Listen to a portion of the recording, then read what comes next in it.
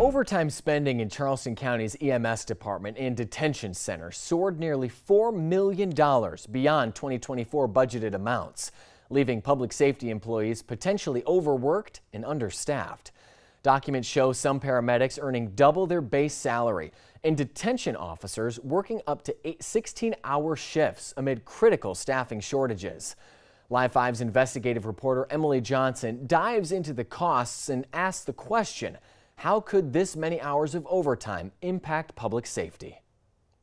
How many days would you be willing to work in a row? 7? 10? 12? What about 14? That's how many days straight some officers at the Charleston County Jail are working. Charleston County EMS and the Cannon Detention Center were each granted $2 million for overtime expenses by the county last year.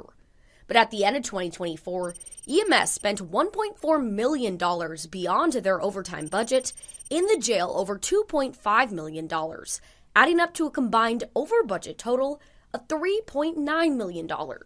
It's public safety, so we're accustomed to being up and ready to go at any point in time, at any point in day or night that they're ready for a shift. Overtime at Charleston County EMS is voluntary and comes on a first-come, first-served basis. EMS Division Chief Carl Fair says not forcing employees into working overtime shifts allows each individual to choose the work-life balance that they want. With putting those shift hour limits on how many hours consecutively people can work and limiting and getting rid of this forced overtime.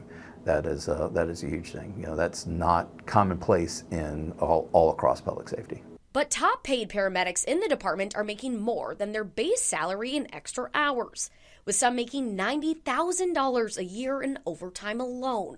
In a 2-week period, time cards show some paramedics working over 100 hours on top of their regular schedules. That's 50 hours of overtime a week.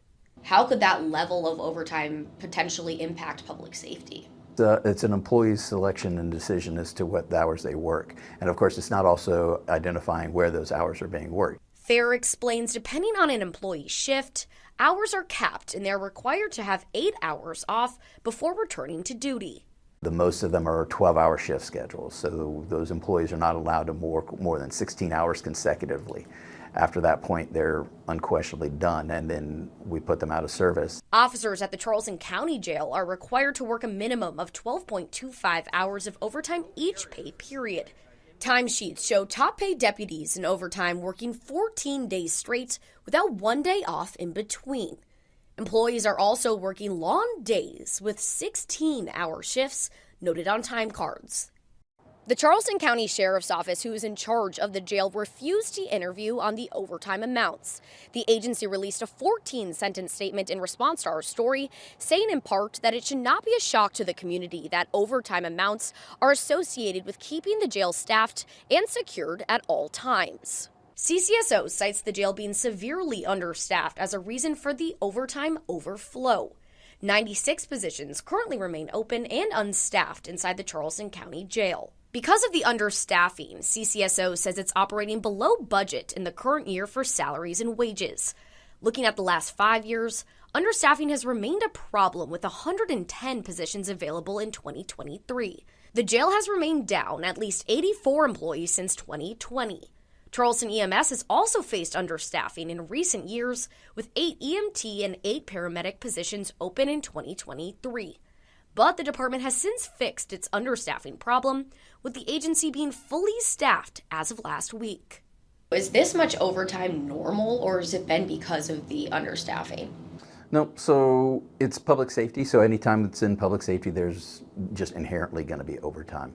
This is a 24/7-hour operation. Working dozens of days in a row and sometimes hundreds of extra hours may seem intense, but Fair says it simply comes down to wanting to help people on what could be the worst day of their lives. We're going to see sometimes the worst of what humanity has to offer. We're seeing some of the worst things that you can possibly imagine.